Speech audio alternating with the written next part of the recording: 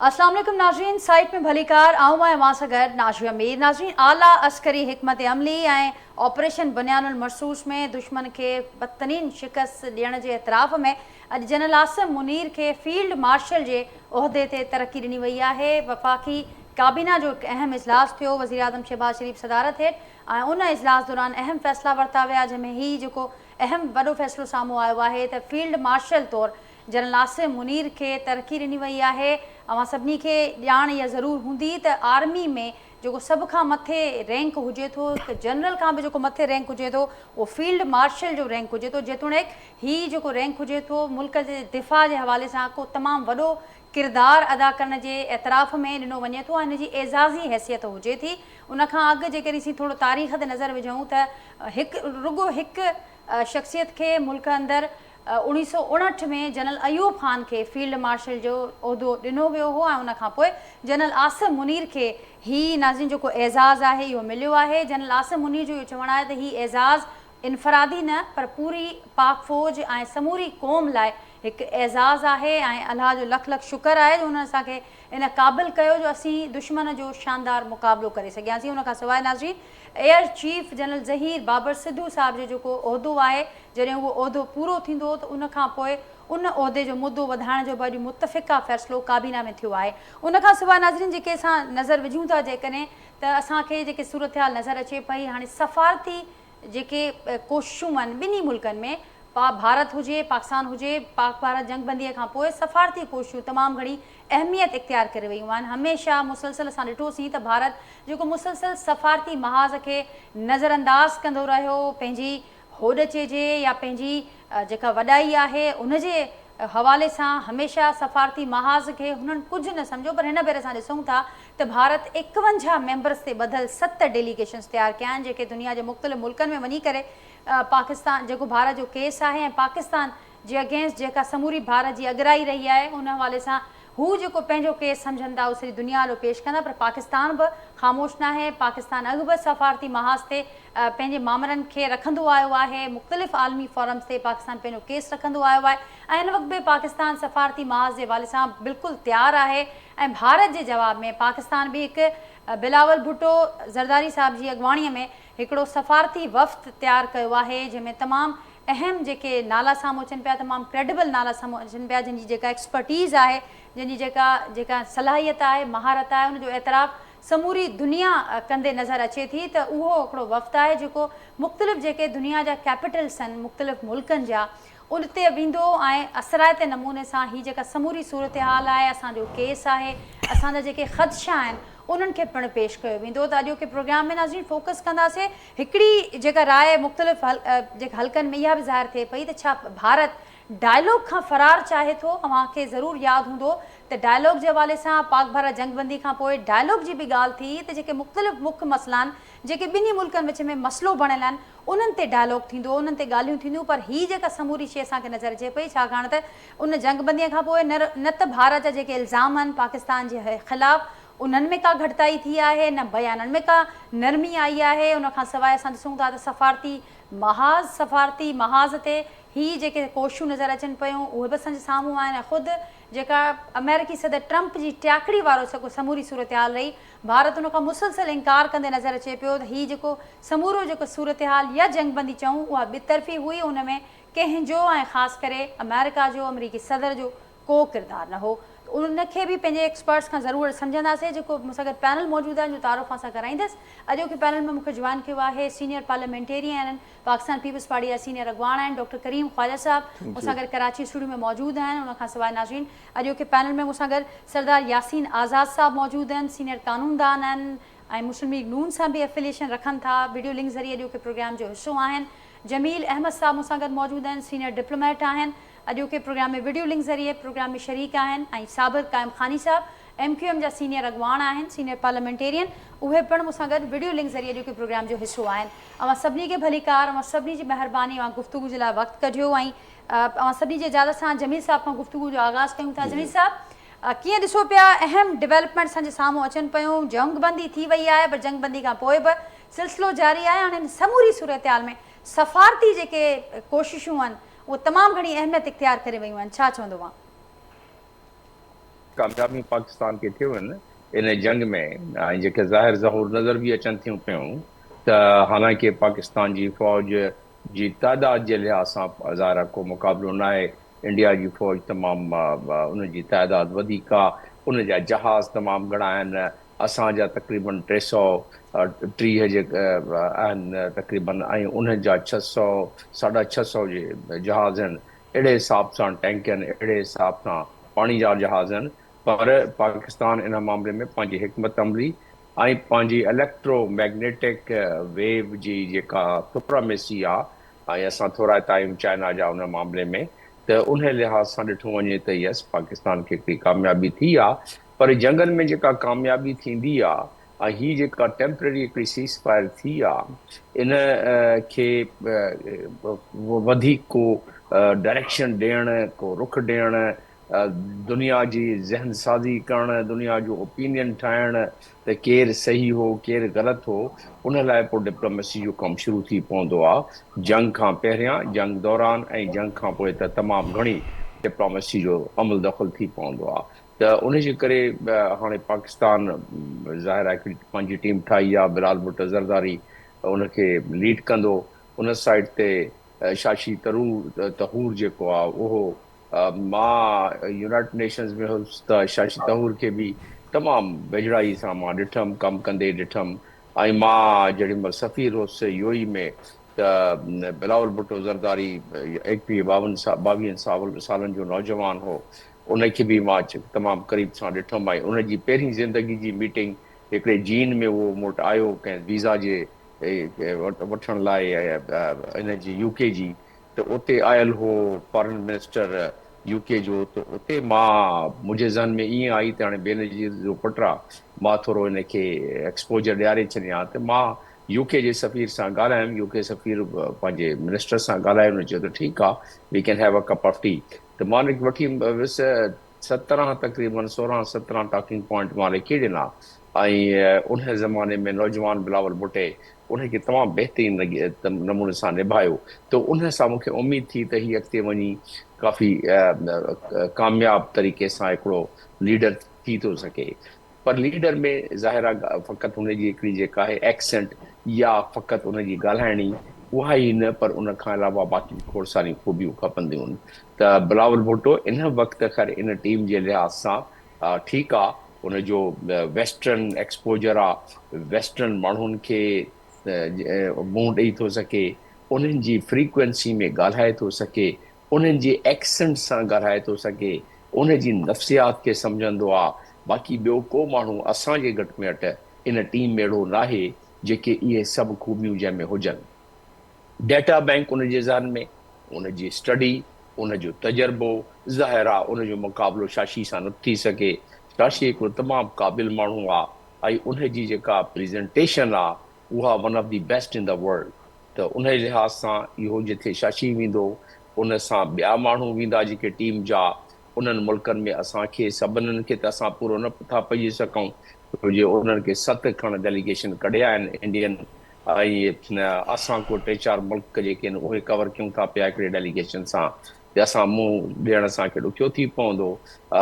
मां पहिरियां बि ॿियनि चैनलनि ते इहो चई चुकियो आहियां त असां ॿियो न त घटि में घटि को NY मोकिलियूं।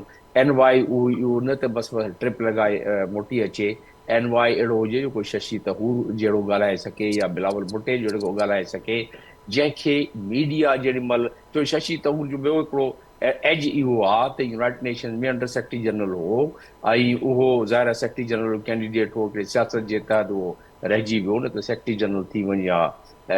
उन पंहिंजे सेक्रेटरी जनरल जी कॉन्टेस्ट करण खां कुझु अर्सो पहिरियां के अमेरिका जे ख़िलाफ़ हिकु बयान ॾेई छॾिया हुनजे इंट्रस्ट जे ख़िलाफ़, त बहरहाल अमेरिका हुनजे ख़िलाफ़ थी पियो, न त हू बिल्कुलु पको पको सेक्रेटरी जनरल बि हो। त उनजी उहा हिकिड़ी एलिजिबिलिटी ऐं डेप्थ आहे।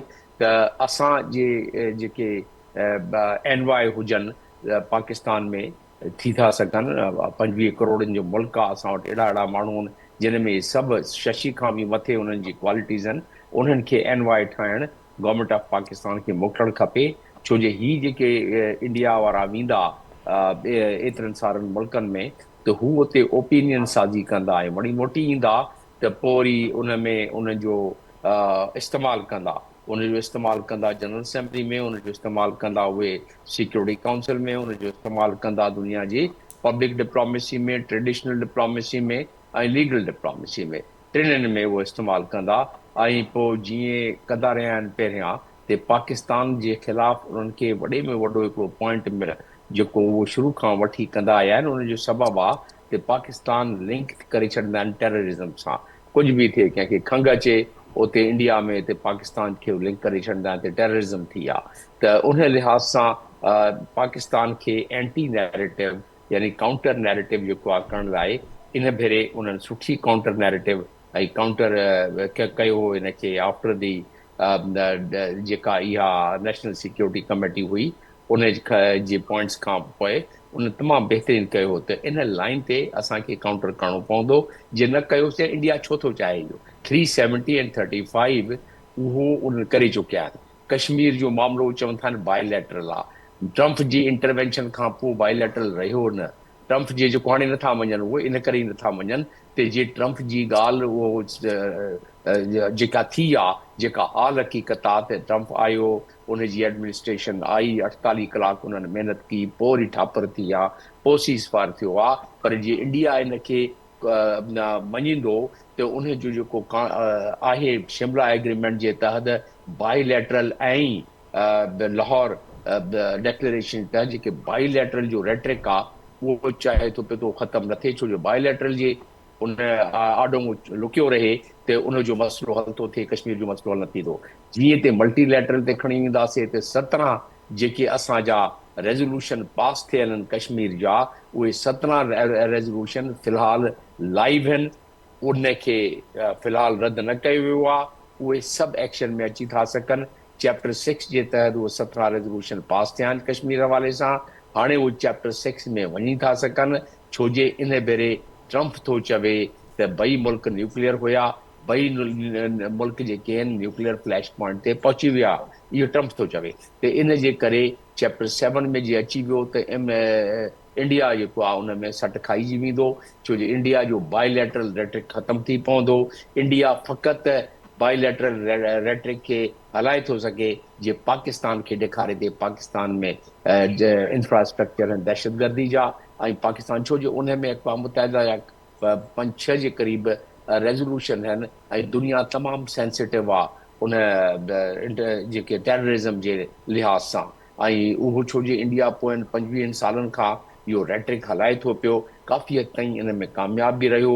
ज़िया जे ज़माने में कुझु थियो बि हो, मुशर्रफ मञियो बि हो, पर हाणे असां डिफेंस मिनिस्टर जो चवे थो ऐं हाल हक़ीक़त बि आहे त उहा पुराणी ॻाल्हि आहे। उहा बि अमेरिका जे करे थी, उहा बि वेस्ट जे करे थी, उहा बि इन करे थी त सोवियत यूनियन जे ख़िलाफ़ कोल्ड वार विढ़नि पिया। 60 मुल्कनि खां मुजाहिदीन आंदा हुआ, उन्हनि मुजाहिदनि मां इहे ॿिया बि मुजाहिद पैदा थी विया जेके कश्मीर में, पर हाणे त उहा ॻाल्हि ख़तमु थी। जी ॻाल्हि खे अॻियां वधाईंदे सफ़ारती मास खे वधीक मज़बूत करणो पवंदो ऐं हिन वक़्तु जेका करीम साहब जेका समूरी सिचुएशन जमील साहब असांखे सम्झाई त हिकिड़ी शइ हाणे वाज़े नज़र अचे पई त जेको डायलॉग वारो मामिलो हो, भारत जॾहिं ट्रम्प जी या असीं चऊं त जेका ओवरऑल सॉल्सी वारो मामिलो उनखे ई मञण लाइ तयारु न आहे त पोइ डायलॉग खे कीअं मञींदो।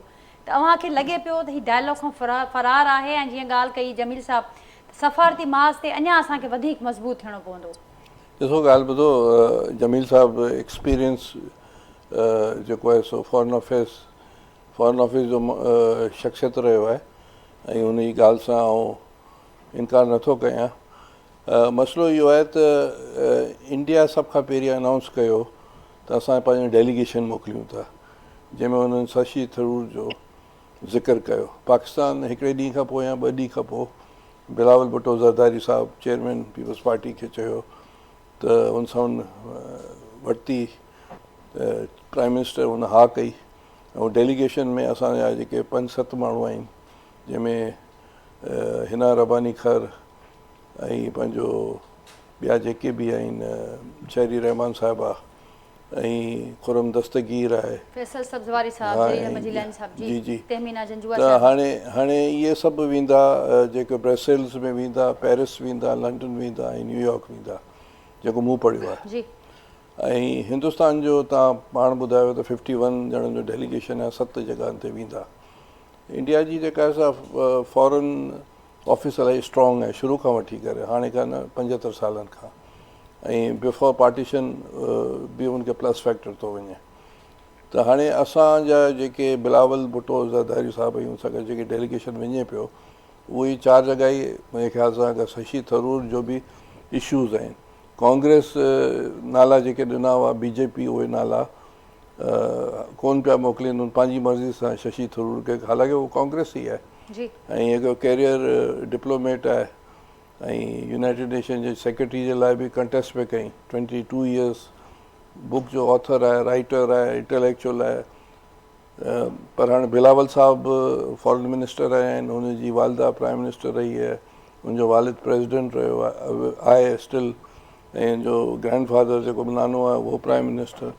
त हाणे बिलावल साहब खे हिकिड़ो एक्सपीरियंस आहे कलेक्टिवली, ऐं इंग्लिश बि सुठी ॻाल्हाईंदो आहे, एसेंट बि सुठो आहे, वेस्ट में रहियो आहे, ऑक्सफर्ड में पढ़ियो आहे। सो मुंहिंजे ख़्याल सां यंग आहे, 37 38 जो आहे, जॾहिं शशि थरूर 72 जो आहे। त हाणे पहिरियों मार्को आहे त विदिन असांखे 7 डेज़ ख़बर पइजी वेंदी। पर हाणे इहो हर जंग खां पोइ इहो चीज़ थींदी आहे, हर मुल्क पंहिंजा डेलीगेट्स मोकिलींदो आहे। इहो फस्ट टाइम कोन्हे, पाकिस्तान पहिरीं बि मोकिलींदो रहियो, भुटे शहीद खे हुननि मोकिलियो 71 खां पोइ, 71 खां पहिरीं या पोइ वञी यूनाइटेड नेशन में विया हुआ भुटो शहीद, ऐं हुते आलीशान क़िस्म जो ख़िताबु कयो हो। त हाणे इहे सभु चीज़ूं मैटर कनि थियूं इंटरनेशनल।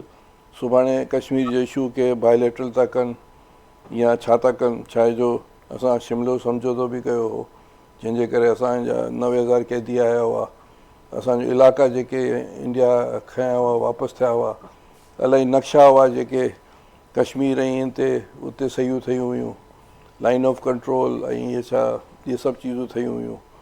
ऐं पोइ उनखां पोइ नवाज़ शरीफ़ साहिब जे वक़्त में वाजपेयी हिते आयो। त हाणे इहे हिकिड़ो टेक्निकल इशूज़ आहिनि, त आया बायोलेटरल रहे या मल्टीलेटरल रहे, it's a very big debate. साॻे वक़्त में इहे जेको बिलावल साहिबु रुगो हिन ॻाल्हि ते कोन ॻाल्हाईंदो, इंडस वाटर ट्रीटी जो बि इशू आहे, उहो बि उन वर्ल्ड बैंक में ज़मानती आहे। इहे 2 इशूज़ त तमामु इम्पॉर्टेंट आहिनि पाकिस्तान। ॿिया बि इशूज़ आहिनि जंहिंमें जेके बयानु कनि था इंडिया वारा, उनखे बि जवाबु असांखे ॾियणो आहे।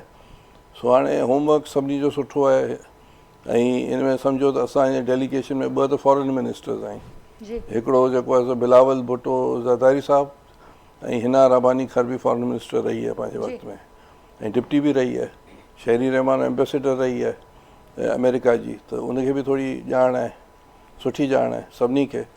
हुन पासे जेको मूं इंडिया जो ॾिठो आहे, शशि थरूर ऐं ॿिया जेके आहिनि उन्हनि जी एक्सपर्टीज़ एतिरी कान्हे। सो आउं सम्झां थो त इनशाला पाकिस्तान खे सराही थींदी। असांजो वफ़्तु तमामु सुठो बि आहे, सिलेक्टेड बि आहे, ऐं ॼाण रखे थो। हुन पासे सिर्फ़ु हिकिड़ो ई आहे, उनखे ई पाणे बिलावल साहिबु मोदी ॾेई छॾींदो। पर असांखे उमेदु आहे त इन में जेके बि 4 जॻहनि ते असांजो वफ़्तु वञे पियो, इनशाला असांखे सराही मिलंदी ऐं फतेह थींदी। ऐं बाक़ी हाणे उहो 51 मुल्क में मोकिलींदा, त उन्हनि जो हिकिड़ो स्टेब्लिश फॉरेन ऑफिस आहे, ऐं हुते जेके बि केरु था वञनि उहे अञा ताईं नाला डिस्क्लोज़ कोन थिया आहिनि। पर हिकिड़ी ॿी ॻाल्हि नाज़े इहो चवंदासीं त कांग्रेस खे एतिराज़ु आहे शशि थरूर ते, ऐं इन करे उनजी इख़लाक़ी तौर ते हीउ जेको वफ़्तु जेको इंडिया जो वञे पियो, उनखे हिकिड़ो इख़लाक़ी सपोर्ट कान्हे। मसलन राहुल गांधी चए थो त बाबा जेके प्लेन किरिया आहिनि त असांखे ॿुधायो, ॿियूं जेके सवालात उथारे पियो। त हाणे इंडिया जी उहो जेका चवंदा आहिनि न हिकिड़ी मॉरल जेका सराई, उहा कान रही आहे। उहा बि ऐं उनखां सवाइ जेकॾहिं करीम साहिब सां ॾिसूं त ताज़ो ई अस्करी महाज़ ते जहिड़े क़िस्म सां भारत जी शिकस्त, ऐं उनखां पोइ उन्हनि जो जेको मीडिया में समूरो जेके मामला रहिया, जहिड़े तरीक़े सां उन्हनि जी हैंडलिंग रही, दुनिया आॾो जहिड़े क़िस्म सां हू साम्हूं आया, त उते बि नज़र अचे पियो त एज पाकिस्तान खे बहरहाल काफ़ी जाइनि ते नज़र आहे। मूंसां गॾु मौजूद आहिनि यासीन आज़ाद साहब ऐं साबिर कायम खानी साहब भी मूंसां गॾु मौजूद हैं। यासीन आज़ाद साहब, आपकी तरफ आऊँगी। आपने जमील अहमद साहब को, करीम ख्वाजा साहब को सुना। हमने देखा कि गो के जंगबंदी हो चुकी है, इस वक्त सफारती महाज पर दोनों ममालिक कोशिश कर रहे हैं कि अपना अपना जो केस है वो भरपूर नमूने से हम रख सकें दुनिया के सामने। पाकिस्तान क्योंकि इससे पहले अभी अस्करी महाज पर जो कामयाबी हासिल हुई और उसके साथ साथ सफारती महाज पर भी पाकिस्तान एफर्ट्स ले रहा है। अब कैसे देखते हैं, यहाँ पर हम ये भी बात कर रहे हैं कि भारत को कहाँ कहाँ या भारत के मुकाबले में पाकिस्तान को कहाँ कहाँ एज हासिल है। तो एक जो हमने देखा कि दौरान जंग का जो माहौल बना, उसके दौरान भी हमने देखा कि बैनुल अक़वामी कवानीन की खिलाफ वर्जी की गई, बिल्कुल उसको कमज़ोर किया गया। वो सिविलियन आबादी को निशाना बनाना हो, वो एयर बेसिस को निशाना बनाना हो विदाउट एनी प्रायर इंफॉर्मेशन। और उसके अलावा हमने देखा कि जो ये आगाज़ हुआ वो भी एक कानून जो जिसकी बाइंडिंग भारत को करनी है, सिंध तास मुआहदा, उसकी खिलाफ वर्जी करके किया गया। तो अब कैसे देखते हैं कि साथ साथ सफारती महाज पर ये जो भारत की जानिब से उठाए गए इकदाम हैं, उससे पहले कश्मीर का मामला भी हमारे पास मौजूद है, कश्मीर की खुसूसी हैसियत ख़त्म करने का, तो ये भी पाकिस्तान को कोई एज दिला सकते हैं आने वाले दिनों में? देखें, मैं थोड़ा सा बीच में आपको सुन जी जी साबिर साहब, मेरी आवाज़ आप तक पहुंच रही है? जी, अब भी आवाज आ रही है। जब मैं बीच में थोड़ा आपको सुन नहीं सका था, और जब मैंने आपका सवाल सुना, और ज़ाहिर है कि ये चीज़ें सारी चल रही हैं, पहले तो हम सबको ये समझना पड़ेगा कि ये हमेशा तारीख ने बताया है कि बहुत सारी जंगें जो मैदान जंग में जीती गई वो मुज़ाकरात की टेबल पे हार दी जाती हैं। और जो जंग अगर कभी खुदा खास्ता मैदान जंग में हार जाओ तो वो जंग आप मुज़ाकरात की टेबल पे जीत सकते हो। इसी माजी की बहुत सारी मिसालें मौजूद हैं। और अभी भी हमें जो बहुत ज़्यादा एडवांटेज है भारत के ऊपर, वो एडवांटेज है कि हमारे ऊपर भारत ने जहरियत की है। भारत के अंदर जो वाक़या हुआ उसका पाकिस्तान ने बड़े सब्र तहम्मुल से जवाब दिया था कि अगर आपको लगता है और आप इल्ज़ाम लगा रहे हैं तो उसके लिए हम क्यों ना कोई न्यूट्रल वो ले ले, फोरम पे ले ले, और आप उस पर इन्वेस्टिगेट करवाएं। और अगर पाकिस्तान इन्वॉल्व होगा, मुलविस होगा, तो फिर उसके बाद दूसरी बात की जाए। लेकिन भारत ने, क्योंकि वहाँ एक माइंडसेट है, और हमने आज 3 साल पहले भी देखा था कि जब अभिनंदन वाला वाक़या हुआ था, उस वक्त भी बगैर किसी सबूत के, बगैर किसी चीज़ के पाकिस्तान के इलाके में आके बम्बारमेंट की कोशिश की गई थी, जिसमें वो नाकाम रहे। और इसके हवाले से हमारे पाक अफवाज हमेशा तैयार भी रहती हैं। वो हमेशा हर महाज पर अपने कम अदद की बुनियाद पर भी, वसाइल की कमी के बावजूद भी, लेकिन नाजिया है वो अपने काम में बहुत माहिर हैं। कभी भी उन्होंने कौम को मायूस नहीं किया है। जब भी मौका आता है वो अपनी सलाहियतों का बेहतरीन इजहार करते हुए बता देते हैं। दुश्मन भले उनसे बड़ा ही क्यों ना हो, लेकिन उनके हौसले और जज्बे के नीचे सामने वो नहीं आ सकता। अभी भी जब हम देखते हैं तो इंडिया ने इसकी प्लानिंग जो सिफारती महाज की आज से नहीं की। हमसे पहली गलती ये हुई कि जब भारत ने कश्मीर के उसको अपना हिस्सा करार दिया और 370 और दूसरे उसमें अमेंडमेंट की, तो हमें उस वक्त ज़रूर अपने सफारती महाज को तेज़ करना चाहिए था। तो तमाम मुसलमान ममालिक के जो पहले हमारे साथ खड़े थे, आज वो उस तरह खड़े हुए नज़र नहीं आ रहे थे कश्मीर के मसले पर, या और जो दोस्त ममालिक थे उनकी तरफ से भी थोड़ी सी सर्द महरी थी। अभी ये मौका था कि हम उस पर पहले बात करते हैं, लेकिन फिर भारत ने बड़ा तेज़ी से अपना काम किया। और जब उसने देखा कि शायद वो तमाम दुनिया के मुल्कों को ये बता चुका है कि भारत पाकिस्तान में वो कैंप मौजूद है जहाँ से दहशतगर्दी होती है, वहाँ उसे एक बुनियादी गलती हुई कि उसने उन कैंपों के तौर पर जिन चीज़ों को पेश किया वो हमारी इबादत गाहें थी, वो हमारे मदरसे थे, हमारी मसाजिद थी। और वो मदरसे और मसाजिद वो थी जो बड़े शहरों के करीब थी।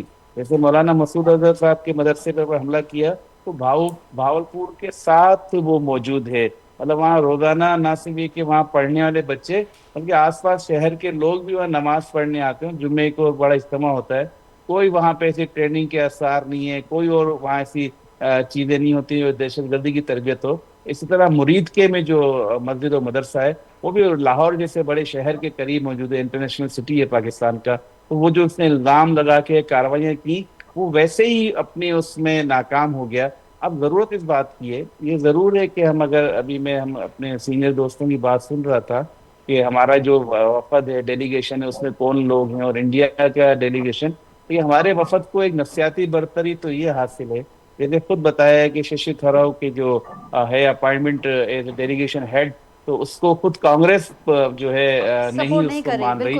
जबकि हमारे यहाँ से जो डेलीगेशन जा रहा है उसमें, जो हमारा यहाँ से डेलीगेशन जा रहा है उसमें तमाम सियासी जमातों की ना सिर्फ हिमायत हासिल है बल्कि पूरी कौम की दुआएं और सपोर्ट हासिल है। उसमें मुत्तहिदा कौम पाकिस्तान के फैसल सरदारी ابھی جو ہے سینیٹر فیصل سبزاری بھی نمائندگی کریں, باقی سینئر لوگ بھی ہیں. اور میں یہ سمجھتا ہوں, ہو سکتا ہے کہ میری بات سے میرے ساتھ اتفاق نہ کریں, کہ یقیناً ڈیلیگیشن میں تجربے کار اور سینئر لوگوں کا اور موجود ہونا, یا جیسے ہمارے ایک دوست نے بات کی کہ انوائٹ ٹائپ چیز بنائیں جس میں اور لوگوں کو شامل کیا جائے. لیکن یہ دیکھیں آپ لے کے کیا جا رہے ہیں.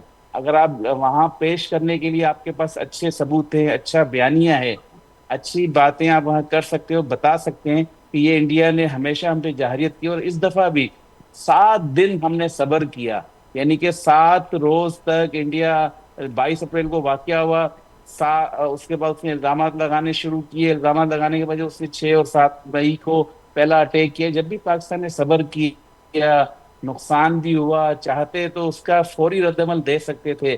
اس کو بھی کہا کہ انڈیا غلطی کر رہا ہے, وہ اس طرح کی نہیں کر رہے, اور انڈیا نے شہری آبادی پہ حملہ کیا, مدرسہ اور مسجد, یہ بالکل کوئی صابر بھی صاحب, جنگ ہو, ایک شارٹ مندر, کمرشل بریک گرجا, مجھے یہاں پر لینا چرچ, ہے. آپ کی بات بالکل صحیح, مساجد, آپ نے جیسے مدارس, ان کہا کو تو ہر جنگ میں چھوڑ دیا جاتا ہے, ان پہ اٹیک نہیں کیا جاتا. تو پھر بھی انڈیا نے اس کو جاری رکھا. اس کے بعد اس نے سویلین آبادی پہ, آپ نے دیکھا کہ ہمارے جو ان تک اس کا اور وہاں. ٹھیک صابر صاحب, ایک بریک مجھے لینا ہے یہاں پر. ناظرین کو مختصر بریک تھا وٹھاؤں, بریک یہاں پہ واپس اچھوں تھا گفتگو کتنا کہیں کنٹینیو کرنا سے. ویلکم بیک ناظرین, پروگرام میں وہاں کے بھلی کار گال بول اسانی جاری ہے. صدا یاسین عادل صاحب آپ کی طرف آؤں گی. صابر صاحب کو, جمیل صاحب کو اور کریم صاحب کو آپ نے سنا, کیا کہیں گے آپ؟ نفسیاتی برتری کی بھی یہاں پر بات ہو رہی ہے کہ کچھ ہم جگہوں پر دیکھتے ہیں کہ عسکری محاذ پر کامیابی کے ساتھ ساتھ ہمارے پاس کچھ اور بھی پوائنٹس, کچھ اور بھی ایجز موجود ہیں جس میں بین الاقوامی قوانین کی خلاف ورزی بھارت کی جانب سے نہ صرف ماضی میں کی گئی بلکہ اس کا سلسلہ ہم نے حالیہ بھی اس کا مظاہرہ دیکھا. کیسے دیکھتے ہیں آپ اس ساری صورتحال کو؟ میں سب سے پہلے آپ کے پروگرام کے حوالے سے افواج پاکستان کو اور ان کی کامیابی پہ مبارکباد دیتا ہوں, اور اپنی سویلین گورنمنٹ کو بھی اس بات کی مبارکباد دیتا ہوں کہ انہوں نے اس جنگ کے اندر جذبات کا سہارا نہیں لیا, بلکہ بڑے صبر و تحمل کے ساتھ معاملات کو لے کے آگے چلے.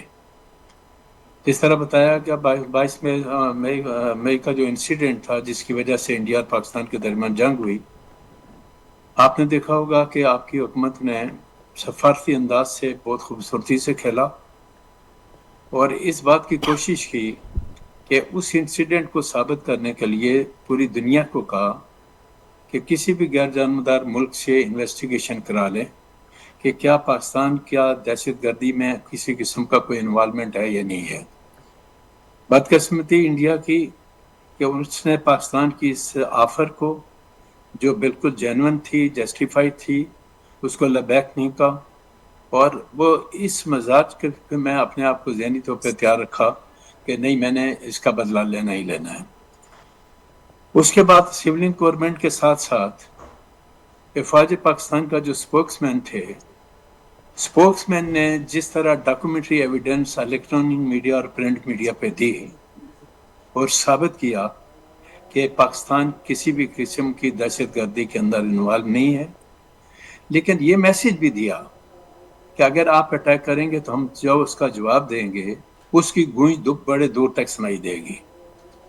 ایک صبر و تحمل کے ساتھ جب انڈیا نے اٹیک کیا اور اس کے بعد جس طرح پاکستانی فوج نے جواب دیا, اس سے چند فائدے جو پاکستان کے ہوئے میں اس کی نشاندہی کرنا چاہتا ہوں.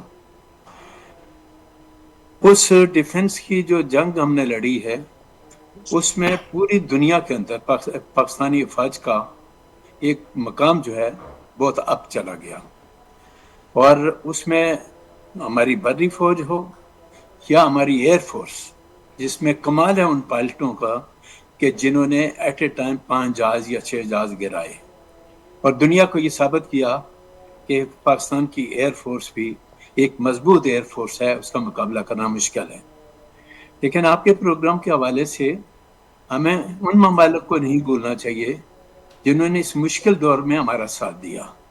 اس میں چائنا نمبر 1 پہ ہے میرے نزدیک, چونکہ آپ کی جنگ کے اندر جتنا بھی اسلحہ استعمال ہوا وہ آپ نے دیکھا ہوگا کہ چائنا کا بنایا ہوا اسلحہ زیادہ استعمال ہوا.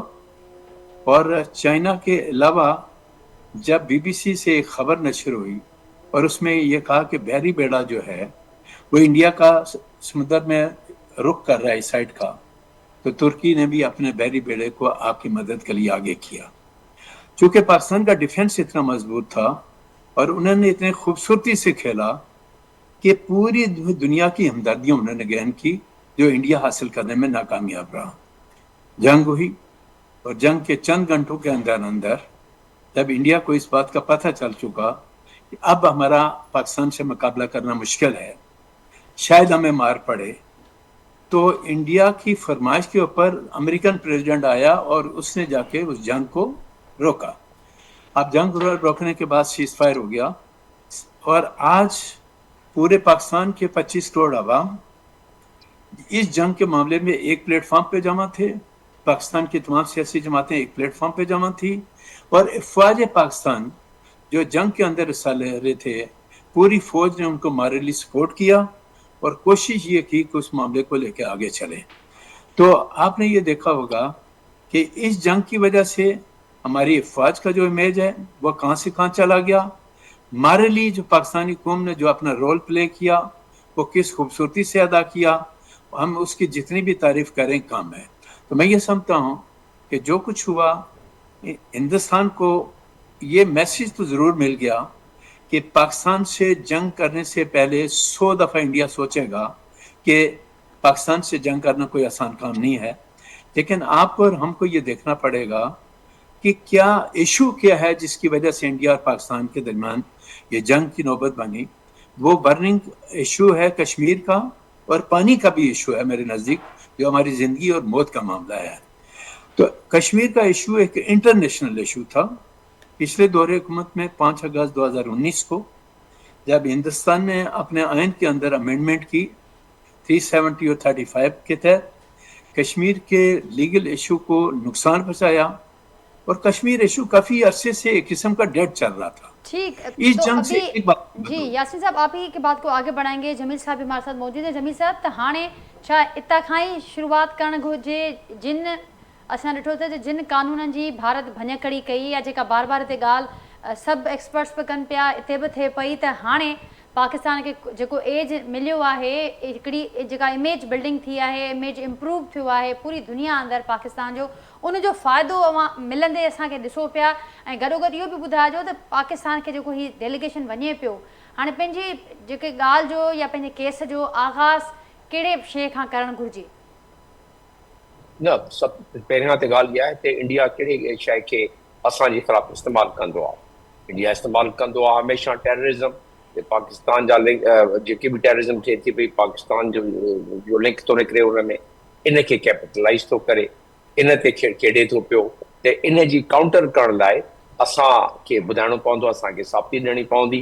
तो जे असांजे नेशनल सिक्योरिटी कमेटी चई छॾियो त ठीकु आहे, मां डिफेंस मिनिस्टर खे पाण ॿुधियमि इहो स्टेटमेंट ॾींदे त उनखे नुमाइंदे इंटरनेशनल पुछियो त तव्हां त इंडिया चवे थो इंफ्रास्ट्रक्चर सां तबाह कया आहिनि मुरीके में ऐं सभु, उन चयो त ठीकु आहे, उनखे बि इंक्वायरी में शामिलु करे वठो। असां त पहलगाम जी चऊं था पिया, उनखे बि इंटरनेशनल कंहिं थर्ड पार्टी खां इंक्वायर कराए वठो त हाणे कहिड़ा। पोइ उन कंटिन्यू कंदे चयो त बाबा सोवियत यूनियन दौरान में ॿी ॻाल्हि हुई, हाणे त ॻाल्हि ख़तमु आहे। सोवियत यूनियन जेका कोल्ड वॉर में असां हरूभरू इस्तेमालु कयो वियो, त इन नैरेटिव खे काउंटर करण लाइ असुल असांखे ताक़त उन में पोइ अचे थी पई इंडस वाटर ट्रीटी। उहा त ॻाल्हि बिल्कुलु क्लियर आहे ऐं दुनिया उनखे सम्झी बि वेंदी, बिकॉज़ दैट इज़ 2+2 हुजे। उन में हेलेंस्की लॉ आहे, उन में international law for the water courses United nation जो लॉ आहे, वॾे में वॾो लॉ जेको आहे ट्रीटी जेको आहे उहो इंडस वाटर ट्रीटी आहे। उन में असांखे एतिरी प्रॉब्लम न आहे, छो जे असांजी कमेटी चई छॾियो आहे, असांजी क़यादत चई छॾियो आहे त this would tantamount to the act of war, and act of war between the two nuclear countries तव्हां सम्झो था पिया त छा थींदो आहे। त उन जे लिहाज़ सां दुनिया में इन्हनि ॻाल्हियुनि खे पोइ माण्हू खे वाधारो ॾियणो पवंदो, हिकु त आहे टेक्निकल ऐं लीगल, ऐं ॿियो जेको आहे उहो काउंटर नैरेटिव आहे। And how can we do it? Public diplomacy, उतां जा अख़बार, उतां जा रेडियो, उतां जा जेके बि तव्हां जहिड़ा मीडिया वारा माण्हू आहिनि उन्हनि खे एंगेज करिणो आहे। माना एतिरो अट्रैक्टिव माण्हू त असांजा हुजनि, जीअं बिलावल त ठीकु आहे, ॿिया बि उन में तजुर्बेकार पहुची जाइ ते, पर उन एक्सेंट जा असां ॿिया एनवाई जीअं मां चवां पियो, कुझु थिंक टैंक जा माण्हू जेके उन्हनि खे फीड कंदा रहनि। ऐं पोइ ॻाल्हि फ़क़ति हिते नथी बीहे, इंडिया छा थो करे, इंडिया जे जो डेलीगेशन उतां भले थी अचे, पर उन्हनि जा जेके एम्बेसीज़ आहिनि उन्हनि खे उहो एम्पावर कनि था पिया त बाबा तव्हां हिन खे पोइ कंटिन्यू कयो। असां बि हर एम्बेसी खे जिथे जिथे ही वञनि था या नथा वञनि, पर असांजी एम्बेसीज़ खे इहो ई नैरेटिव ॾियणो पवंदो ऐं उहे असांजा एम्बेसी चवंदा आहिनि त बाबा ठीकु आहे लोकल असांजी पाकिस्तानी मीडिया में ख़बर अची वञे। न, उन्हनि जो टेस्ट इहो आहे त तव्हां पंहिंजी जेका मुतालिका कंट्री आहे उनजे मीडिया में तव्हांखे केतिरी कवरेज मिली, तव्हां केतिरी महिनत कई, तव्हां पंहिंजो नैरेटिव केतिरो पेश कयो, पोइ इन लिहाज़ सां पब्लिक डिप्लोमेसी में ओपिनियन फॉर्मिंग थींदी आहे। ऐं उन लिहाज़ सां जेको होस्ट कंट्री आहे उनखे नोट वर्बैल जे तहत, उन्हनि खे बायोलेटरल इंगेजमेंट तहत इहे ॻाल्हियूं ॼाणाइणी पवंदियूं आहिनि। जेके यासीन साहब थो चवे, जेके ॿिया दोस्त था चवनि, जेके आऊं थो चवां, इहे ॻाल्हियूं उन्हनि खे ॼाणाए। पोइ लीगल डिप्लोमेसी आहे उहा बिल्कुलु सही सिधी आहे ऐं उन में असांखे लॉबिंग करणी पवंदी आहे P5 कंट्रीज़ ख़ासि तौर ते। ऐं इन भेरे असांखे काफ़ी सहूलियत थी पवंदी छो जी अमेरिका इन्वॉल्व थी पियो आहे सीज़ फायर कराइण में। ऐं अमेरिका खे ख़बर आहे त ट्रम्प थो जेको चवे त ॿई कंट्री जेके न्यूक्लियर फ्लैश पॉइंट ते अची विया हुआ, त हाणे चैप्टर 6 खे छॾे चैप्टर 7 में असां रेज़ोल्यूशन मूव कंदासूं या ॿियो को कंट्री कंदो। ऐं चैप्टर 7 में इम्प्लीमेंटिंग क्लॉज मौजूदु आहे ऐं इम्प्लीमेंटिंग क्लॉज जे तहत कश्मीर जो मसइलो बि मथो अची सघे छो जो बेसिक डिस्प्यूट असांजा हाणे बेसिक डिस्प्यूट आहे ई कश्मीर, जेको यूनाइटेड नेशन जे एजेंडे ते आहे, जेको सिक्योरिटी काउंसिल ते एजेंडे ते मौजूदु आहे। हाणे इहा डिप्लोमेसी आहे, उन एजेंडे खे पेंडिंग जेको आहे उनखे वरी खयो वञे। जी ठीकु, करीम साहब, पब्लिक डिप्लोमेसी, लीगल डिप्लोमेसी जी ॻाल्हि कई जमील साहब, त असांखे अञा वधीक उन ते महिनत बि करणी आहे, पंहिंजो होमवर्क खोड़ शयुनि में हिन भेरे असांखे माज़ी जे मुक़ाबले में सवलाई थींदी, पर असांखे हर वक़्तु अलर्ट बि रहणो आहे। अव्हां कीअं ॾिसो, छाकाणि त जेका ॻाल्हि जमील साहब कनि पिया त भारत वटि हमेशह खां दहशतगर्दीअ वारो जेको हिकिड़ो रहियो आहे रिटोरिक हुननि जो, उनखे उहो हिन भेरे बि कोशिशि कंदा त पाकिस्तान जे अगेंस्ट इस्तेमालु कनि। उन हवाले सां असांखे काउंटर असांखे पंहिंजो मज़बूत करिणो पवंदो। हाणे ॿ ॻाल्हियूं आहिनि न, हिकिड़ो त असांजो जेको वफ़्त वञे पियो उहो 4 जॻहियुनि ते वञे पियो, या त गवर्नमेंट वफ़्त वधाए, जेका ॻाल्हि जमील साहब हा कनि पिया त भई उन में तव्हां मोकिलियो, या इन वफ़्त खे जेको 4-6 ॾींहं जो आहे उनखे महीनो करे छॾनि, भले हे बि वञनि ॿियनि जॻहियुनि ते वञनि, इस्लामिक कंट्रीज़ आहिनि, फार ईस्ट आहे, middle east, Latin America, Africa, हर जॻह वञनि। हिकिड़ो त इहो थी सघे थो, हिकिड़ो वफ़्त वधाइनि, इहो ज़रूरी आहे। जेका ॿी इम्पॉर्टेंट ॻाल्हि आहे, इंडस वाटर ट्रीटी लाइ तव्हांखे अदालत में वञिणो पवंदो, जेको या वर्ल्ड बैंक खे या अदालत में, उहो तव्हांखे उते ई तव्हांखे कुझु रिलीफ मिली सघे थो। टी जेका ॻाल्हि इहा आहे जेका हिन सां हटी करे असांखे पंहिंजी मईशियत, ज़रात ऐं असांखे इकनॉमी खे मज़बूत करिणो पवंदो। ॾिसो, जंहिंजी इकनॉमी मज़बूत आहे उहो वॉर मज़बूत कंदी। कन्फ्यूशियस बि चयो आहे, ॿिया बि जेके पुराणा दानिश्वर जेके प्रीवियस थाउज़ेंड्स ईयर्स आहिनि, जंहिं वटि मनी आहे, जंहिं वटि ताक़त आहे, पैसो आहे, उहो वॉर खटंदो आहे। असांखे पंहिंजी मैशियत बि वधाइणी पवंदी, ज़रात बि वधाइणी पवंदी, दुनिया बि हुन सां बीहे थी जेको ताक़त में ऐं ॿियो त असांखे बिल्कुलु फ़ैसिला जेके सो पार्लियामेंट में वेही करे हर चीज़ करणु खपे। ऐं बाक़ी इंशाल्लाह पाकिस्तान विन करे वेठो आहे, विन कंदो। असां वटि तमामु सुठा माण्हू आहिनि जेके वफ़्त में वञनि पिया, पर हिन में थोरो या वक़्तु वधाइनि या इन खे ई तव्हां ज़िमेदारी ॾियो सही, दुनिया जा जेके बि जिते भारत वारा पिया वञनि उते हिन वक़्त खे वञणु खपे। ठीकु, साबिर क़ाइम खानी साहब, अव्हां छा चवंदो हिन हवाले सां? जेका ॻाल्हि हिते थिए पई त अञा वधीक स्ट्रेंथन बि करिणो आहे ऐं गॾो गॾु इकोनॉमी जी बि ॻाल्हि थी। अव्हांखे यादि हूंदो त जॾहिं वक़्तु सीज़ फायर जी ॻाल्हियूं हलियूं पिए त उन वक़्तु बि उन खां पोइ बि इहे ॻाल्हियूं साम्हूं आयूं त मईशत जो वॾो किरदारु आहे हिन ख़िते जे पाइदार अमुन जे लाइ। ऐं हिन वक़्तु बि जेका ट्रैकड़ी अमेरिका कई, उहा बि ट्रेड चऊं या मईशत खे वठी करे। जी नाज़रीन, साबिर साहब से असांजो राब्तो मुनक़ते थी वियो है। यासीन साहब, यही सवाल आपके सामने भी रखूंगी, वे फॉरवर्ड आप क्या देख रहे हैं? इकॉनमी की बात की यहाँ पर करीम साहब ने, वो ये कैसे समझते हैं, और इससे पहले हमने सुना भी सीज़ फायर के बाद यही कहा गया कि मईशत का बड़ा इंपॉर्टेंट रोल होगा आने वाले दिनों में ख़ित्ते के पायदार अमन के लिए, या अपनी बात दुनिया के आके असराते अंदाज में रखने या उनको मनवाने के लिए। देखें, कोई भी जंग लड़ने के लिए जब तक आपकी इकोनॉमिकल पोजीशन सही नहीं होगी तो जंग लड़ना ज़रा मुश्किल हो जाता है। इकोनॉमिकली पाकिस्तान इस वक्त एक वीक विकेट पे है, लेकिन मौजूदा हुकूमत इस बात की भरपूर तरीके से कोशिश कर रही है कि किसी न किसी तरह से IMF से हमारी जान छूट जाए। लेकिन मैं बिल्कुल साफ गोई से बात करता हूँ कि इस बजट में तो मुझे नज़र नहीं आता कि IMF से हमारी जान छूटे, कि मुमकिन है नेक्स्ट ईयर जिंदगी रही तो देखेंगे कि क्या पोजीशन बनती है। हर मुल्क की इज्जत तब भी होती है जब वो इकोनॉमिकली मजबूत होता है, वो मांगने की पोजीशन में नहीं होता है, देने की पोजीशन में होता है, तब जाके उसकी पोजीशन बनती है। हमारे मुल्क की माशी सूरत हाल इंतहाई से ख़राब है फ़िलहाल, और उसको कंट्रोल करने के लिए पाकिस्तान की तमाम सियासी जमातों के लिए ये ज़रूरी है कि वो मिलजुल कर अपने इख्तलाफात करें, सियासी तौर पर जो मर्जी करें, उनका लीगल राइट है, लेकिन इस मुल्क से दहशत गर्दी को ख़त्म करने के लिए इकनॉमिकली पाकिस्तान तभी मजबूत होगा जब दहशत गर्दी को आप अपने मुल्क से ख़त्म करेंगे। कोई इन्वेस्टर आपके यहाँ अमाउंट इन्वेस्टमेंट करने के लिए तब आएगा जब उसको ये यकीन हो जाए कि मैं अगर कोई इंडस्ट्री लगाने के लिए पाकिस्तान जाता हूँ और मैं लगाऊंगा तो वहाँ मुझे दफ्तरों के चक्कर नहीं काटने पड़ेंगे, बल्कि कोई ऐसा सोर्स होगा जहाँ उस फैक्ट्री को रन करने के लिए तमाम सोर्सेस मुझे फौरी तौर पे मिलेंगे।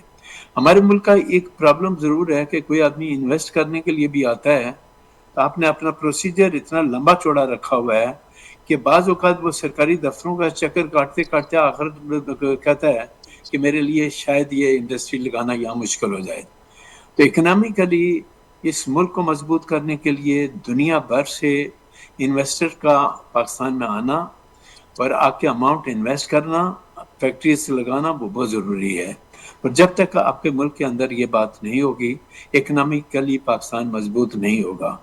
जंग में ज़ाहिर है कि आपने देखा होगा कि हमारा नुकसान तो ना होने के बराबर है, लेकिन इंडिया का बहुत बड़ा नुकसान हुआ, जिससे मुल्क के अंदर चंद घंटों के अंदर 6 जहाज़ गिर जाएं। तो उसकी वजह से फ्रांस के वो जहाज़ जिनके मतलब कि ये एक अफवाह थी कि वो बड़े मजबूत किस्म के जहाज़ हैं, लेकिन उसकी वजह से उस कंपनी भी अब दिवालियापन की तरफ जा रही है कि उन जहाज़ों को जिस अंदाज से हमारी फ़ौज ने गिराया या मामला को लेकर आगे बढ़े, तो वो काबिल तारीफ़ है। इकनॉमिकली हमें फराग दिली से ये बात एडमिट करनी चाहिए कि हम मुश्किल सूरत हाल से दो चार हैं। उसके लिए मैं पाकिस्तान के तमाम सियासी जमातों से आपके प्रोग्राम से अपील करता हूँ कि खुदा के लिए इस मुल्क में से दहशत गर्दी को ख़त्म करने के लिए और पाकिस्तान को इकनॉमिकली मजबूत करने के लिए और कर्ज़ों से निजात हासिल करने के लिए कम अज़ कम इन 3 पॉइंट पर एक साथ हो जाएं और कोशिश करें कि इकनॉमिकली आप पाकिस्तान को मजबूत करें, ताकि लोग इज़्ज़त की निगाह से पाकिस्तान को देखें कि पाकिस्तान अब एक मजबूत मुल्क है, उसको किसी से कर्जा लेने की ज़रूरत नहीं है, बल्कि वो कर्जा देने की पोजीशन में है। जब तक आप अपने मुल्क को इस पोजीशन में नहीं लेकर आएंगे, मामला नहीं होगा। ठीक, यासीन आज़ाद साहब के सफारती अस्करी महाज की अहमियत अपनी जगह, वहाँ पर ताकत अपनी जगह, लेकिन उसके साथ साथ इकनॉमिकली एम्पावर होना बहुत ज़रूरी है। साबिर कायम खानी साहब, आपने मुझे दोबारा ज्वाइन किया। एक आपसे सारी डिस्कशन के बाद आखिरी कमेंट आपसे लेना चाहूँगी, क्या कहेंगे आप आखिर में? जैसा यहाँ पर बात हुई कि इकनॉमिकली हमें अभी मजबूत बहुत काम करना है और उसके लिए बहुत ज़रूरी है कि सारी सियासी पार्टियाँ एक पेज पर जब हमें गुज़श्ता दिनों में नज़र आई वैसे ही आगे भी नज़र आए, यकजहती नज़र आए। देखें नाजिया, ये तो इसमें तो कोई शक नहीं कि जब मुल्क की बात आती है तो सब लोग तमाम इख्तलाफात भुलाकर एक हो जाते हैं, और उन्होंने ये साबित कर दिया कि जहाँ पाक अफवाज महाद जंग पर थी तो तमाम सियासी जमातों ने ना सिर्फ उनकी सपोर्ट की, बल्कि कौम ने भी एक जज्बे के तहत पाकिस्तान के दिफा में मसरूफ फौज को सपोर्ट करते रहे। जहाँ तक बात इकोनॉमिकल इशूज की है, देखें ये यकीनन पाकिस्तान को बहुत सारे मसाइल का सामना करना पड़ रहा है। उसमें हमारी अपनी जो कोताहियाँ होंगी तो वहाँ मुझे लगता है कि कुछ ऐसी साजिशें भी हैं कि जिस मुल्क को इस्टेब्लिश होने नहीं देना चाहती। हमें उसको देखना है, हमारे अंदरूनी मसाइल पर काबू पाना है। मैंने आज भी एक जगह कहीं कहा था कि हमारे तो तमाम अरबाब इख्तियार जो अभी हमारे मुल्क को चला रहे हैं और जो पॉलिसियाँ बनाते हैं, वो ये देखें कि जब मुल्क पे कोई वक्त आया तो तमाम लोगों ने अपनी शनाख्त भुला के पाकिस्तानी होने का सबूत दिया।